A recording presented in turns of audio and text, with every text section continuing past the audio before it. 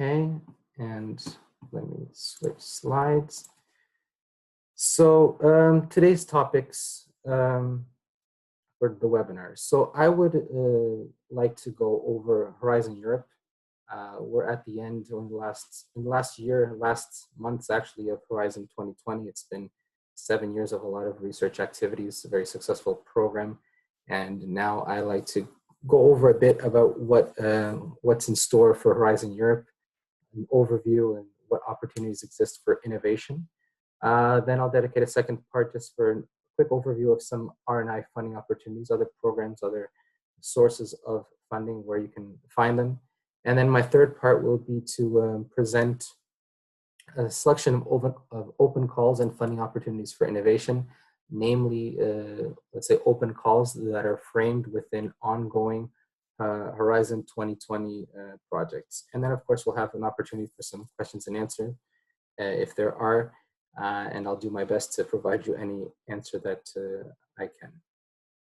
Okay, so starting off with Horizon Europe. So basically, for the past 35, 36 years now, the European Commission has been promoting extensively research and innovation activities. And this started back with FP1 in 1984, lasting for 3 years, 4 years in fact, if we divide the year in half. And that's been going on successively through Framework Program 1, the second, third, and up to the fifth that ended in 2002. And basically, when we look at Framework Program number 6, which started nearly at the beginning of this new century, and looking at the image below, you can see the progression that in terms of budget, in terms of activity within these research and innovation programs. So the 6th Framework Program, there was a budget of about 17 billion euros, quite significant at the time. But then you jumping into Framework Program 7 or FP7, also a 7-year program, there was a contribution of almost two and a half times that. So 41.7 billion euros in EU contribution, more than 130,000 participations. And by participations, we mean projects with like one project with 5 partners, so that includes 5 participations. And then over 25,000 project negotiations, so quite a significant number.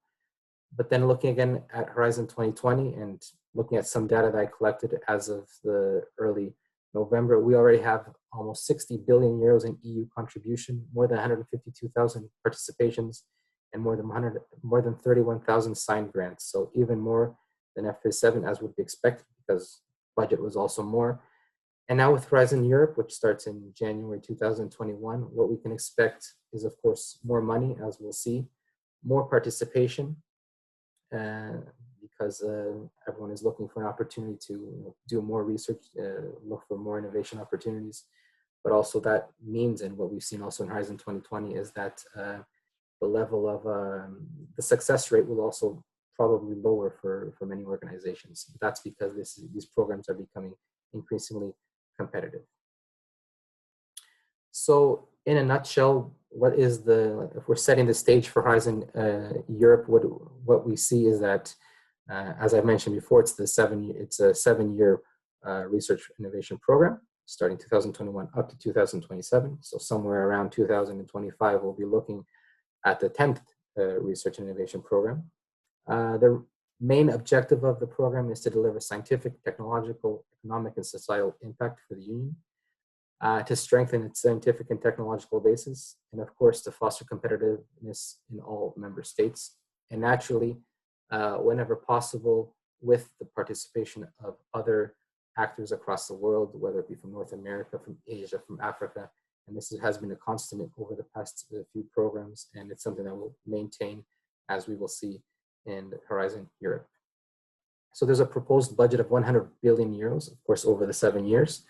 To the best of my knowledge, how it's broken down into the different years hasn't been established. But of course, this is a very dynamic program in which money, let's say, flows from one year into the other.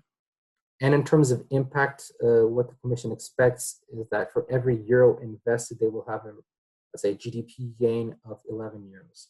So if we're talking about 100 billion euros, you can imagine how much of an economic impact they expect. in addition to over 300,000 new highly skilled jobs. And of course, the ambition to consolidate Europe as a leader in research and innovation.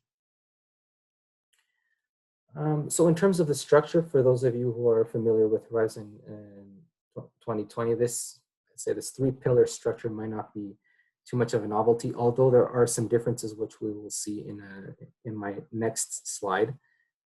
So similar to Horizon 2020, we have three main pillars, which is Pillar 1, Excellent Science, which of course is more focused on research aspects, almost purely research, not exclusively, but mostly. Then we have our second pillar, which is, let's say, a mix of activities from the two previous pillars that we had in Horizon 2020. And here we will have specific clusters focusing on opportunities in the health area, culture, civil society, digital industry and space, climate, food, and so forth. We have missions, which is something that we'll see is particularly new. These are, the missions are what let's say the missions are big programs, almost flagship programs that the Commission wants to implement. So involving a lot of organizations, entities, and big impact, big ideas. And then the third pillar is Innovation Europe, mainly focused for supporting innovation activities, of course, more involvement of SMEs, providing more innovation opportunities from SMEs. And for many of the participants today, that might be, let's say, the main area of interest in the case you're an SME. And of course, widening participation and strengthening the European research area is a lot to do with providing opportunities for research centers, research institutes to be able to leverage from the experience, the competencies of more highly qualified institutes from better performing countries, because those are the ones that normally perform better, have more opportunities for research, are more successful in research. And through this widening program, the widening countries are able to receive support in that regard.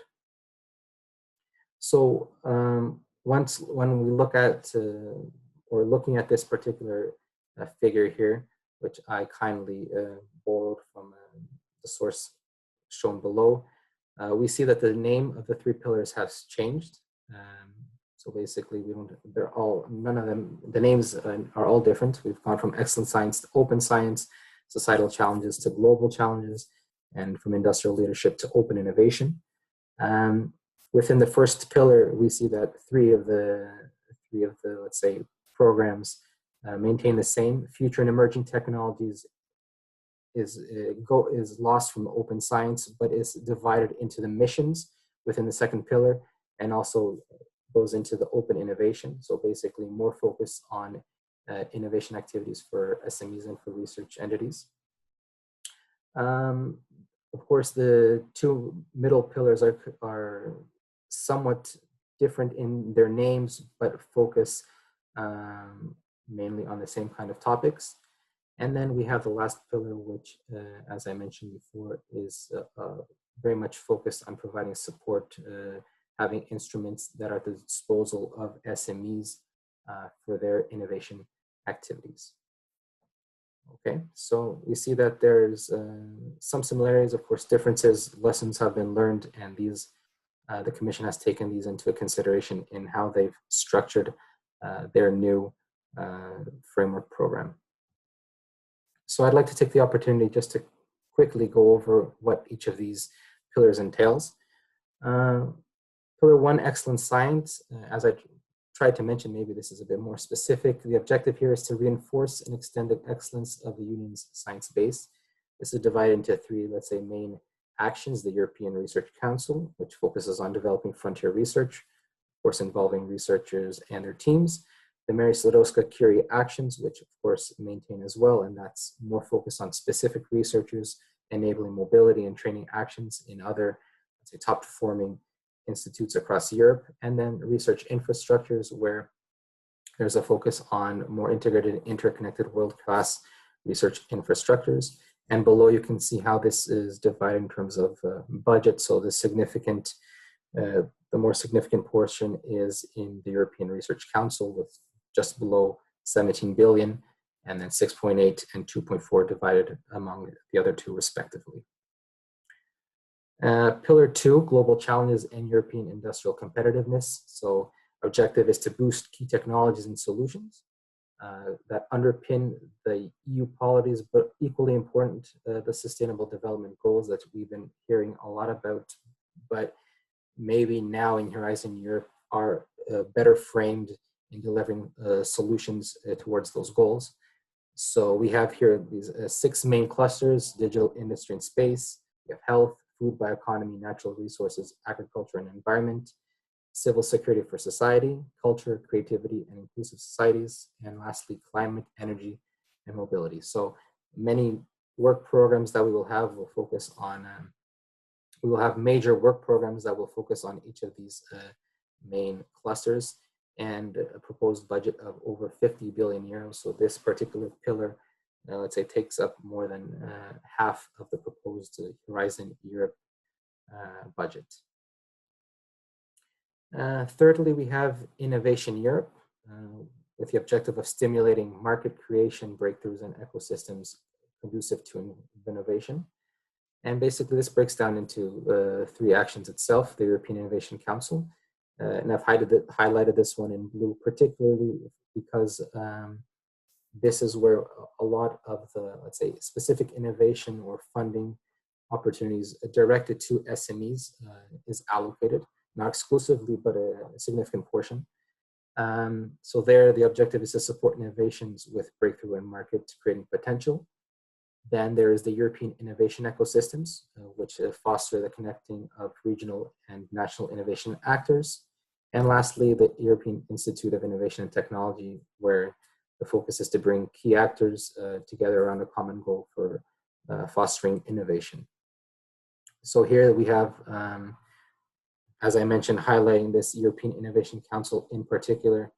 If we break this down a little bit more, we see that this European Innovation Council, let's say, promotes the EIC, the European Innovation Council program. And for those, let's say, the SMEs that are here with us today, or those with some experience in the SME instrument, this is a lot where the, let's say, specific funding for SMEs is found. We have the already in Horizon 2020, starting, I believe, in 2019, the European Commission started to organize a couple of pilots to see how these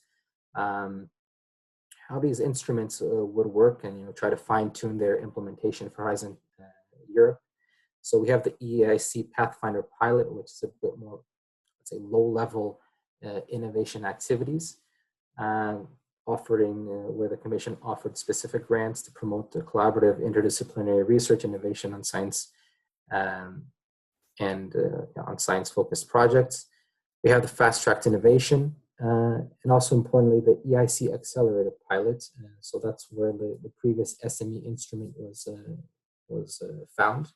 So it focuses specifically on SME instrument phase 2, which is already a bit, it's already out of the concept phase. So we're looking specifically at more practical applications. And then in this particular, the EIC Accelerator pilot has a bit of a mix of a funding. So it's grant, but also has equity funding as well. And as you can see in the description, it's already focused on high risk, high potential, small and medium sized enterprises that are focused on developing, and commercializing products, services, and business models with a particular focus on economic growth. So I think I want to highlight this one in particular because, as I mentioned, it's a change in name because previously SME instrument that a lot of SMEs resorted to, that sought to carry out their innovation activities as individuals rather than as part of consortium. So it was important to highlight this particular instrument here. And then, as I mentioned, we have going back, let's say, to the structure of the pillars. We have not the fourth pillar, but like a transversal one, which is widening participation. and strengthening the European research area. And here we have the objective of optimizing strengths and the potential for a more innovative Europe. Widening participation, we have the teamings, the twinnings, air chairs, costs, support NCPs. So a lot of what I mentioned previously of allowing research institutions from, say, least performing countries, the widening countries, to be able to take advantage of the excellence of better performing European countries. And then we have reforming and enhancing the European R&I system. So here again, this is a particularly important instrument here, with at least 3.3% of the Horizon Europe budget. So globally, 100 billion euros is quite a lot, and this image here, this slide here in particular, aims to show exactly how this is distributed. As I mentioned, over 50%, 52.7 is focused on the pillar number 2, the global challenges, 25.8 on excellent science, 13.5 on innovative Europe, and then 2.1 and 2.4 on the widening and Euratom activities. So this, naturally, with the progress of Horizon Europe, these are not fixed numbers, these are just numbers in principle, how the budget has been allocated, and will flow depending how progress works. It's still a bit too early to fix these numbers, I would say. As has happened before, and as we normally do in our day-to-day activities, we try to take into account different lessons learned and try to improve and try to answer the requests, the recommendations of specialists. And that's something that the Commission also did when they were preparing the Horizon Europe program. So based on the results of the Horizon 2020 interim evaluation, they were able to collect a number of recommendations. And this also formed the basis of different novelties, new aspects that were included in Horizon Europe. So what are these, and what were these lessons learned, and how they translate into specific, let's say, new ideas, new actions in Horizon Europe? The need for more, the need to support more breakthrough innovation translated into European Innovation Council, which I addressed a couple of slides back, where the focus, of course, is a bit more on SMEs, not exclusively, but mostly. Creating more impact through mission-oriented and citizens' involvement. And here we have the R&I missions, these big flagship projects that are expected to be implemented. Strengthening international cooperation, so already building more on European-China cooperation, European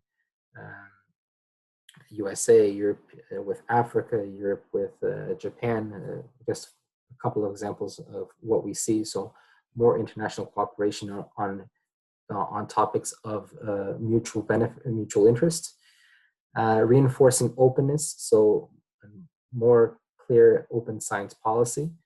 So the fact that the European Commission is funding all of this research, they have the objective of making sure that it is increasingly open for future use and not just kept within, let's say, the scope of the project that develops the research. Rationalize the funding landscape, so implementing new approach to partnerships and encouraging more participation. That's, of course, related to spreading excellence. So if I may, I would like to go into a bit more detail of what each of these items entails, I would say. So European Innovation Council, here the support is to innovations with breakthrough and disruptive nature. 70% of the budget allocated to SMEs. So this is what I've been trying to highlight over the past couple of slides. So SMEs, their innovation activities, giving them different instruments to thrive in the market is the key focus here. And here, as I mentioned, there's two complementary instruments. We have the Pathfinder, mainly grants, mainly initial concept ideas, low fidelity prototypes, pre-commercial products. And then we have the Accelerator, which is the mixed blending. We have grants also, but then a possibility of looking for equity funding as well. And that might useful in a position where an SME already wants to take something to the market and is looking, of course, for additional funding.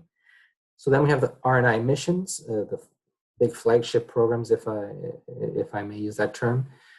So increased focus on relating the EU's research and innovation efforts with the needs of citizens in society, with a lot more visibility and impact. So these have to be, the projects that are funded under these R&I missions have to have a very clear and visible impact.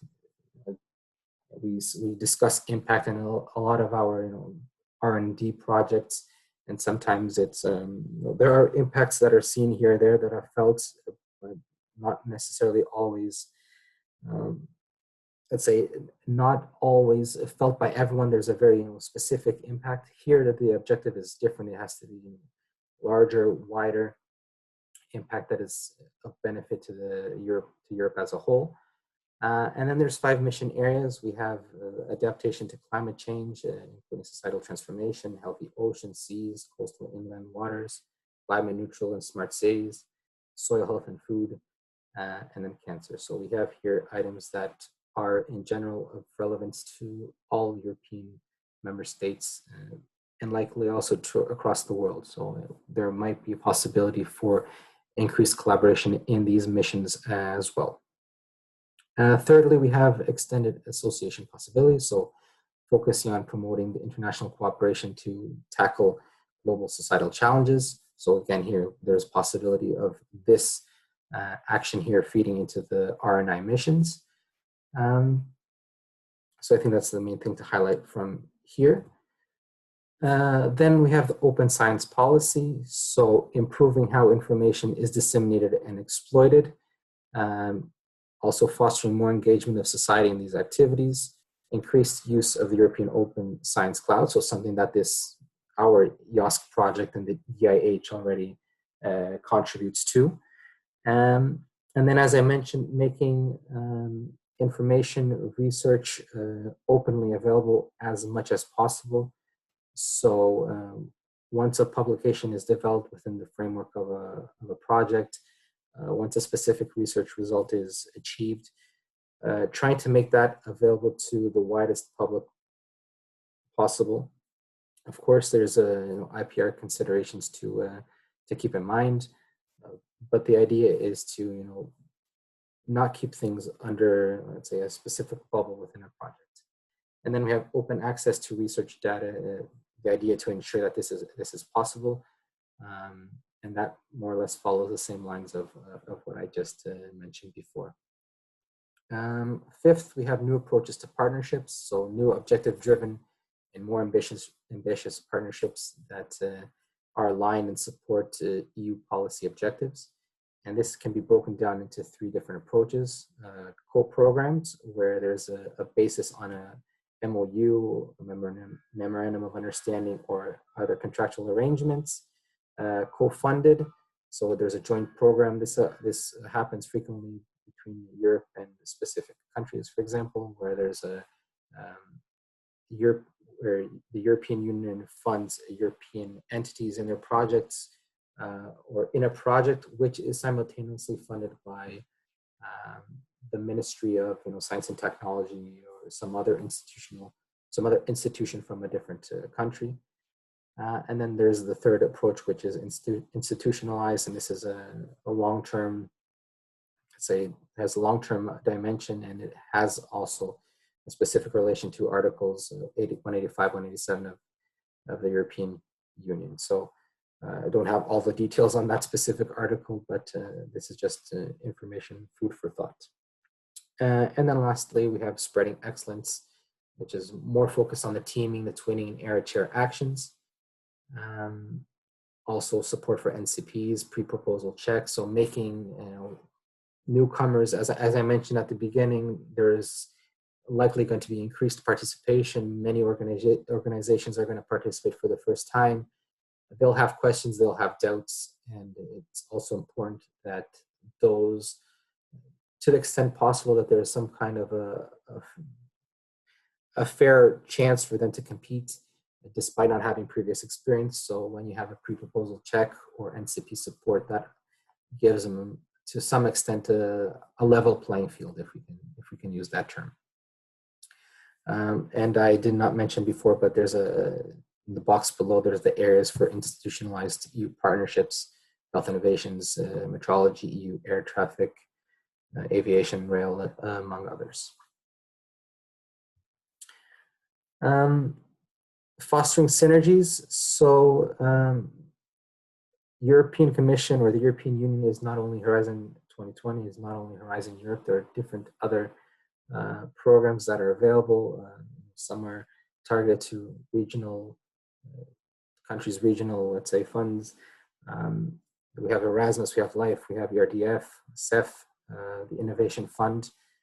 But the idea with Horizon Europe is to, or the idea of the Commission, in fact, is to, where possible, try to increase compatibility, increase coherence and complementarity. In other words, for those of us who are used to submitting proposals or to different funding programs, it seems that everywhere we go, the rules are a bit different. How much we get funded, how we get funded, what we have to, the information that we have to provide, always differs here and there. And while it'll likely be very difficult to have a full harmonization of these kind of rules, the idea is to at least increase the compatibility, increase or make things a bit more harmonious, if that's the right word, where possible. And then also being able to align some of these different priorities across these different programs. So, of course, they differ in terms of their objectives, but where possible and where there is a complementarity, try to achieve that, the coherence as well. So there's a focus on, Horizon Europe is a bit larger in scale, but also trying to be a bit more connected to the different programs that the European Union offers. So almost wrapping up this section here on Horizon Europe. Main benefits for Europe: more competitive funding to promote excellence. So I want to reiterate again, I think we can all expect the next Horizon Europe program to be more competitive, more people, more money being distributed, more proposals being developed, more organizations participating for the first time. So a lot more competitiveness to be expected. Another main benefit is visibility from leading research innovation, more transnational mobility, the creation of new market opportunities, attraction of talent also.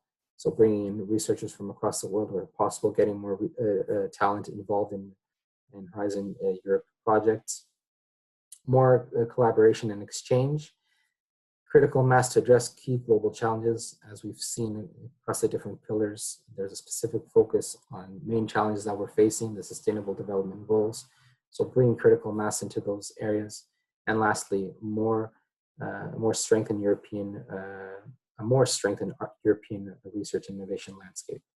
So Europe wants to position itself as a global leader in terms of research and innovation, and they expect to be able to do that through Horizon Europe. So I would, before jumping on to my next thing, I would open the mic, open the floor to any question that anyone might have. I might know some answers to your questions. I might have to take notes and try to get back to you. But if you have any question in mind, feel free to interrupt me at any time. So moving on to EU R&I funding opportunities. So with Horizon 2020 coming to an end, there are scarce number of, let's say, opportunities that are available. Many of the cutoff dates were early November, were October, September. So as we transition to Horizon Europe, the number of opportunities within Horizon 2020 is becoming increasingly limited. Of course, you can check on the Horizon 2020 portal at the link on this screen, and just a parenthesis to say that these materials and the recording are of course going to be made available, so you can check this information afterwards. But for those with less experience in Horizon 2020, the information is, if you go to this link, you can filter, try to find an opportunity using different kinds of filters. For example, if we look for forthcoming opportunities in Horizon Europe, many that are available either focus on, there's a couple of EOSC-hub opportunities, innovation support activities. There's a number of Green Deal opportunities still in the pipeline until the end of the year, beginning of next.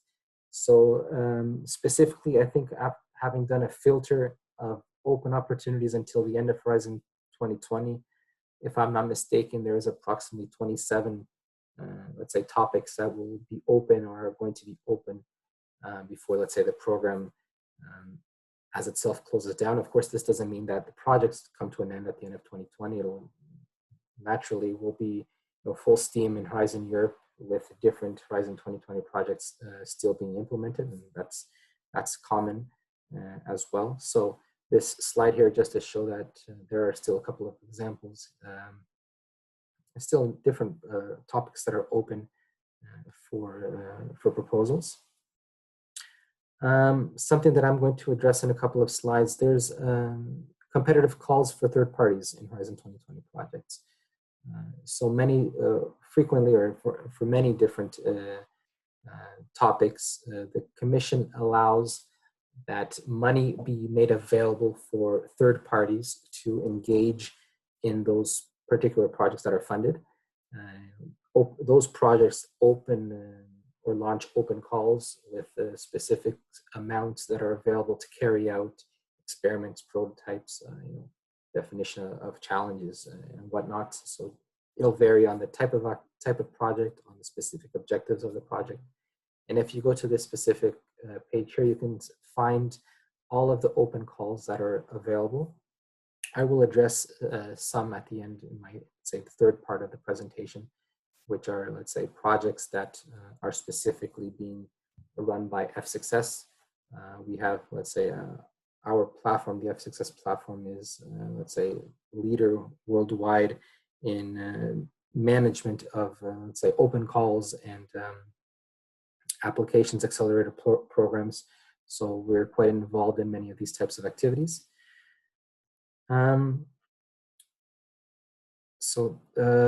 These are a couple of other opportunities that I was able to identify that are still, let's say, available or not, that are expected to somehow be embedded within Horizon Europe.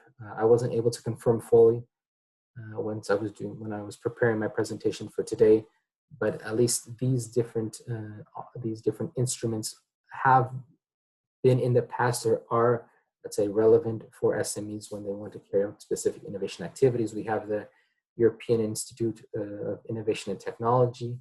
We have the Connecting Europe facility, which is more focused on, let's say, infrastructure types of results.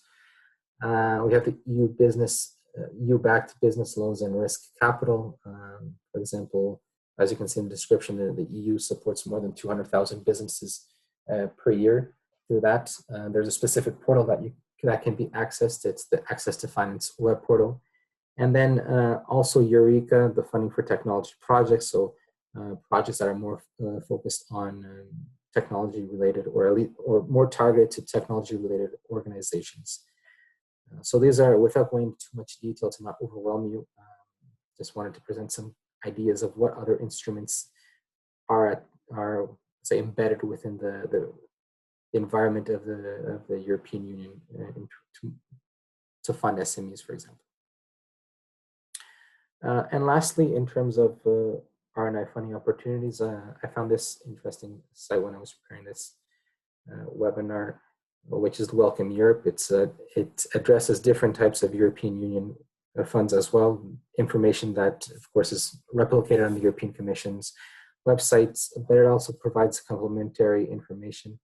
And without going into too much detail with regard to Welcome Europe, it's an interesting option also to explore if you're looking for opportunities for funding. So my last, let's say, part of the webinar is to go through some of the open calls and funding opportunities for innovation, and what I wanted to do here was to provide opportunities with a, let's say, a larger, with a longer time frame. So many that are coming to an end now in, let's say, November, but also running up until later in 2021. So for any SME here, any SME that is here with us today, there might be an interesting opportunity for you to consider. Sorry. So I put here just the logos of a couple of projects that F-Success is involved in, but also other partners from EOSC-DIH. And then if I would, within the time that is left, I would try to go a bit into what the objectives of each of these open calls are, and how you, to what extent to what extent the eligibility is, and how much money is available, as well as a timeline. So we have KeyClose, which is focused on advanced circular and agile manufacturing. This is, in fact, actually a project that I'm involved in, and I'm actually responsible for the organization of the open call. So if this is something that is of interest to you, you can contact me directly later. So basically, this project focuses on agile and circular manufacturing. And the idea with this open call is to fund different experiments to make use of the different technologies that are being developed within the project, artificial intelligence-based technologies. We're running a different number of pilots within here, and the open calls are going to allow, let's say, the applicants and the funded SMEs to take advantage of those technologies, those solutions, and try to also contribute towards the progress of the project. So let me just drink some water if you'll allow me. So total funding available is 3 million euros for 2 open calls. There'll be a maximum of 150,000 per project, 60,000 per entity. So in almost all open calls, for those that are less aware of their nature, these are normally smaller projects, shorter in time frame, also running from 6 to 12 months, sometimes less, sometimes more, depends, of course, on the nature of the project. But the main thing to retain is that these are projects with smaller funding, but more focused in terms of their activities. The actual evaluation application phase is different. Although let's say transparency, the requirements are similar to those that you might find in Horizon 2020. The level of the demand is not as high, let's say. So in terms of eligibility, it's open to all EU organizations that are already available, that are already eligible under H2020 rules. So that might be from the industry or research organization. Key sectors: digital, smart, circular manufacturing, smart factories. And then we have the pilot areas is aerospace, electronic devices, medical, automotive, among others. So it's quite a broad open call. We think that this might be of interest to a large majority of the SMEs. The first open call is going to be launched in April 2021. We'll have a second one in June 2022. And of course, you can visit the website for more information, but of course, through the F-Success KeyClose page, you'll be able to actually do the submission and get additional information. Moving on, we have the project AI for Media. It is artificial intelligence focused on the media sectors.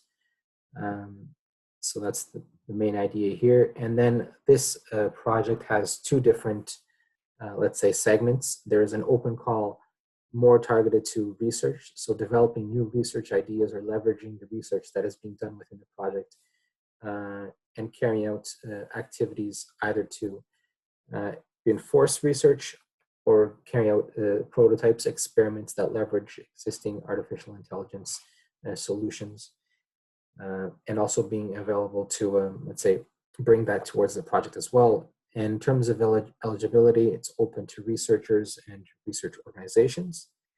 Timeline and available funding: 500,000 euros divided across 2 open calls, 50,000 per project. So in this case, it's not open to consortia, but just to single SMEs or research centers.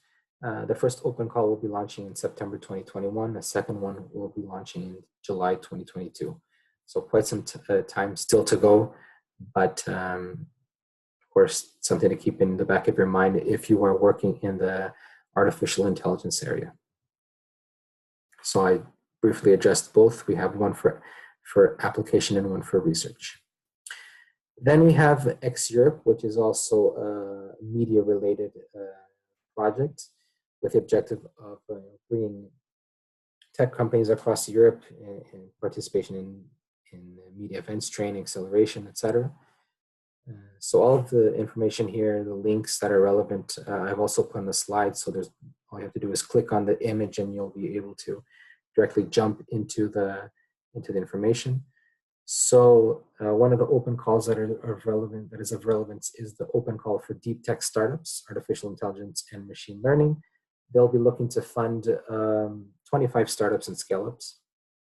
And basically what you'll be able to get is matchmaking with investors and corporations, business training, access to incubators and accelerator services. So a bit of a different type of open call here.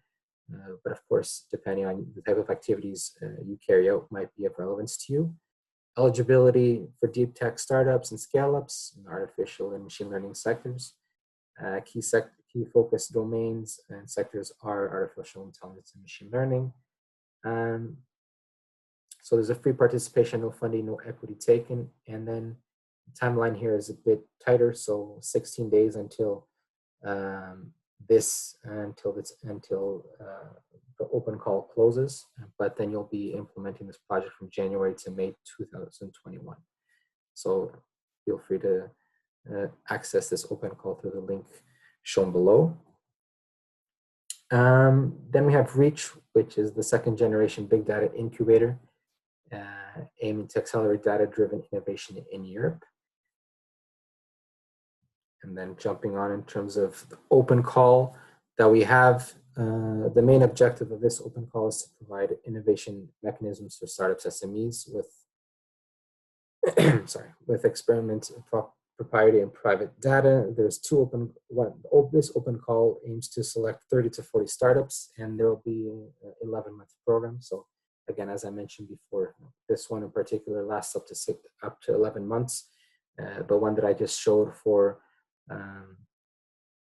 X-Europe, it was a smaller 5-month program, different in nature, different in funding. So for REACH, we have eligibility, data-driven startups and SMEs, sectors ranging from ready-made challenges in finance, retail, digital marketing, tourism, etc. Data value chain themes on health, energy, transport, social services, among others. In this particular open call, we have funding available up to 120,000 euros, as well as technical infrastructure, big data training, personal mentoring, connections. So for those of you that are partners in the EOSC-DIH pilots, we have, you might find some similarities here in the sense that there's support, not necessarily in financial support, but different services that are made available. In terms of timeline, this open call closes on 15th of February 2021, so some time still left to apply. And the project will run from March until February 2022. Blockstart is a blockchain-related project. Basically, the project entails a 3-stage intensive mentor-led program that fosters blockchain adoption among startups in retail, fintech, and ICT sectors. And this open call number 3, so by number 3, that basically says that they've already organized 2 open calls before, so there's still opportunities for funding to be explored. And basically, the objective of this open call is to provide applicants with a 3-stage mentor-led program, including equity-free funding, market validation, growth support, access to potential clients and investors as well. Eligibility consists of seed, early, and growth stage startups in the form of SMEs. So there's specific criteria that has to be kept in mind. So please consult this information if you're interested in this particular open call. Focus sectors, fintech, ICT, and retail. And in this case, there's a grant of up to 20,000 euros for each blockchain startup. So timeline is March to May 2021, still sometime there as well. So I think with exception to ex-Europe, many of these open calls are only going to be launched early next year or even later. So still a lot of time to reflect on. This information normally is made available 2-3 months before the open call is actually launched. So you'll have enough time to look through the different documentation, the guidelines, eligibility requirements, what the actual form consists of. So normally this is done in a very thorough manner, and there are specific webinars or events that are organized to also provide information about the open calls. And so normally all the information that you need is made available, and the team that is responsible for the open call is also always at the disposal of anyone who is interested. So this is a number 2. This is a number 2 for SME adopters. So basically the idea here, this open call encourages collaboration between end users, SME, and blockchain startups. And basically during the pilot stage of this open call, eligible SMEs will have the chance to implement the solutions that have been developed by startups. Eligibility SMEs, again, please check the specific criteria. Located in a member state or Horizon 2020 associated country. Similar focus sectors, fintech, ICT, and retail. Available funding is a bit lower, 3,000 euros for each end user SME, and timeline until March 2021. Coming up to my final examples of projects, we have DG Circ.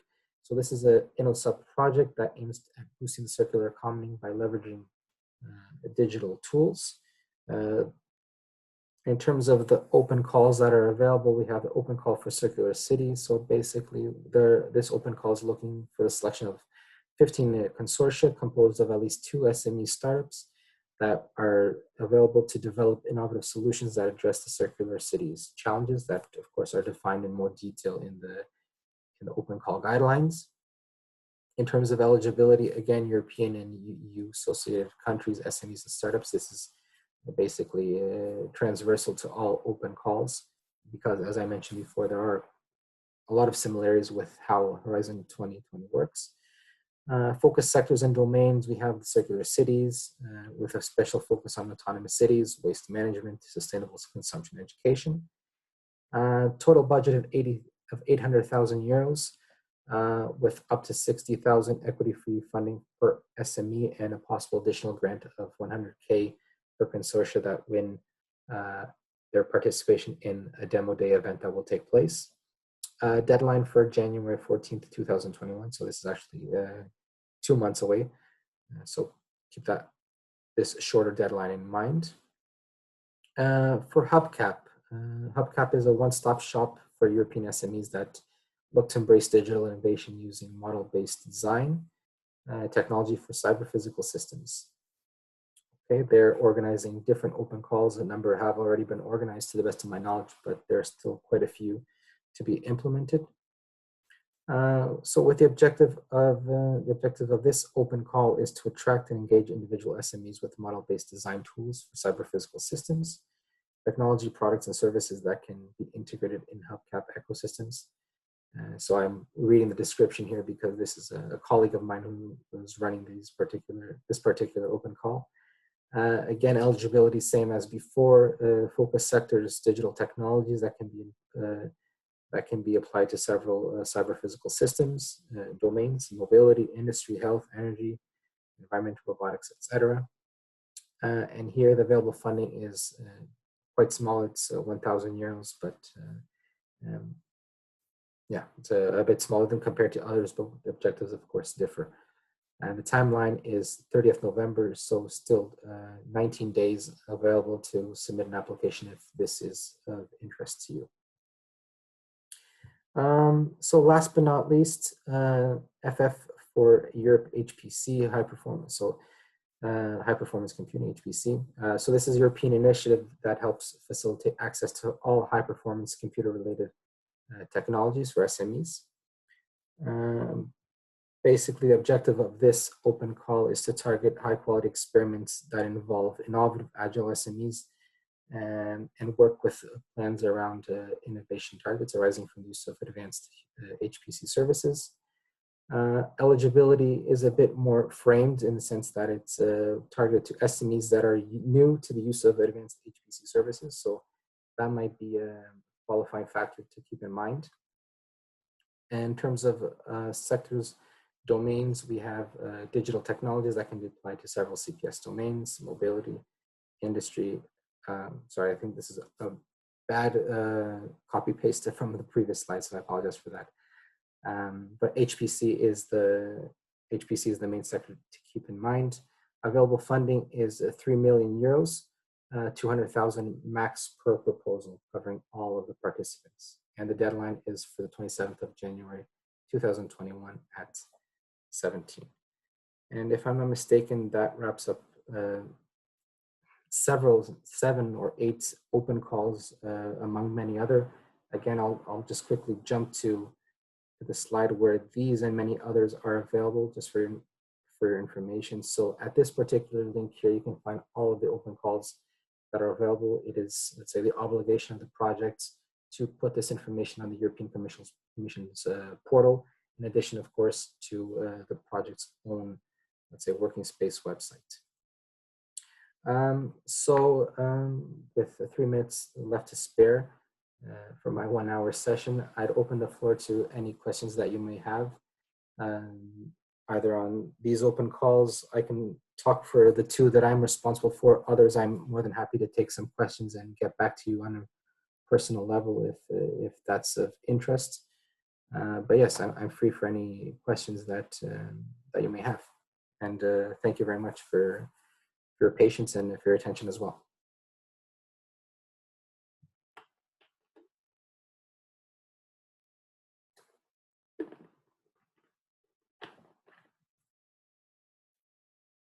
Okay. Yes, I see we have a hand. Elisa, I think you should be able to unmute yourself. Yeah. Thank you, Samuel, for this interesting presentation. I have a doubt. There is a lot of information about plenty of opportunities in Europe. What would be your tip or your recommendations for the new companies or new startups or for example, our pilots to start working in the European funding opportunities? Thanks for the question, Elisa. Yeah, I think Horizon Europe, for many organizations, smaller SME startups, it might be a bigger challenge to get directly involved in Horizon Europe, specifically because there's always, let's say, for the grants that are offered, there's always a specific requirement of having 3 entities from different member states, and trying to find the best partner here or there might be an added challenge if you don't have that much experience. So that's why I think these open calls might be sometimes the best way to initially get involved in Horizon Europe or Horizon 2020. In that, albeit indirectly, it's still it gives you experience. It answers your, let's say, need for funding to carry out your objectives, your research, your innovation work. But it also at least gives you some kind of a history. It builds your CV in participation of projects, which let's say in a later phase, somewhere further on or along the road, you can take that baggage and then sell it, use it as a selling point to participate in more in larger, let's say, R&D projects. Because also it's important to keep in mind that for smaller startups, for startups or for smaller SME, that their objectives, their day-to-day work is very oriented to either a specific service, a specific process, product, which might be useful for Horizon 2020 project. You know, a grant project might be able to benefit from that product, process, service, or whatever. Yeah, it's since these SME startups are looking to develop or to improve or to expand those particular product, services, or processes, it makes it sometimes more sense to focus on, you know, these opportunities that are more specific or have more more specific objectives that are aligned with the activities that they do. So hopefully that answers your question. Yes, thank you. Yeah, overall, I would say, you know, if you're starting to get engaged in these kind of activities, have a look at these, you know, open calls, try to build some experience, and then use that to try to leverage your way into other larger funding opportunities. That would be, you know, a recommendation. Any other questions?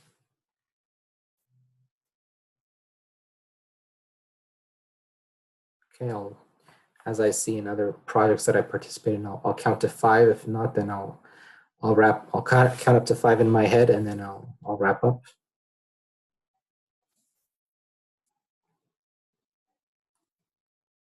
Okay, so if there are no other questions, I'll jump into my last slide.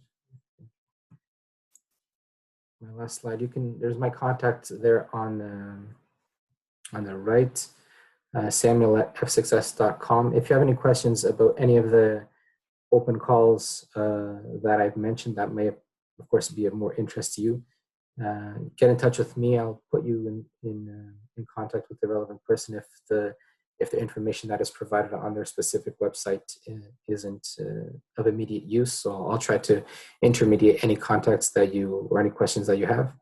Actually, I see a question right now from Simone. So yes, feel free to open your mic, Simone. Or maybe I'll try to check the question. Hey, can you hear me? Yes, I can.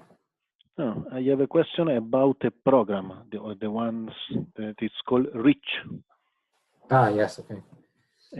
Because I see that is focused on big data, no? Let me try to get to it. It's focused on use proprietary and private data. Yeah. So what I want to understand, maybe you know it because it's not, the website is on working, because I found the website and it's written that the website is on working. Yes. So maybe I need to go. This project started in September, if I'm not mistaken, so it's still in its very initial stages. So, but yes, please continue. Do you know if this is specific? Because when we speak about big data, we can speak about two things. One thing is I'm a big data company developing a software for big data that I can offer to others, or I am a company who is registering a lot of data and I need big data. No? So this what type of call is this? Is for SME who needs to develop big data, or is for software company who are working already on big data software to offer to others?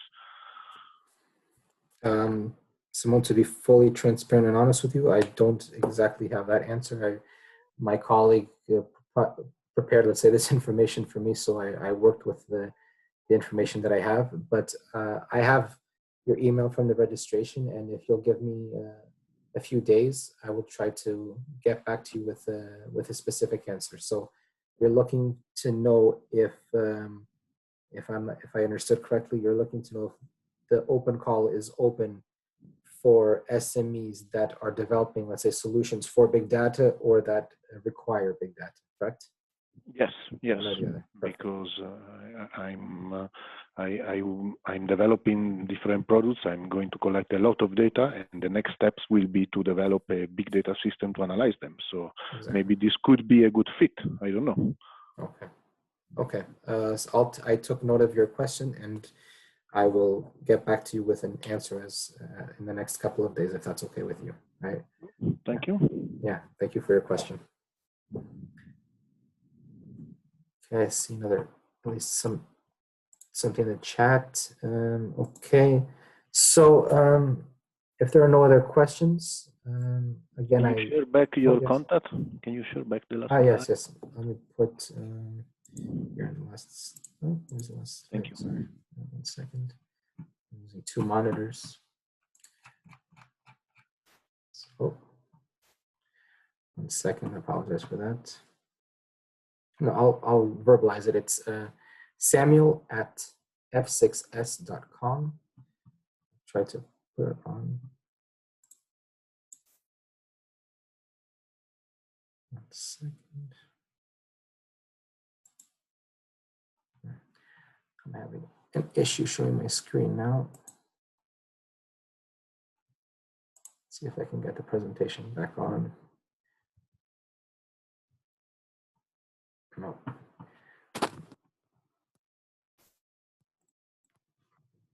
I'm having an issue here with my 2 screens, but hopefully you were, I have your email in any case. I'll send you an email afterwards, and then you can contact me directly there.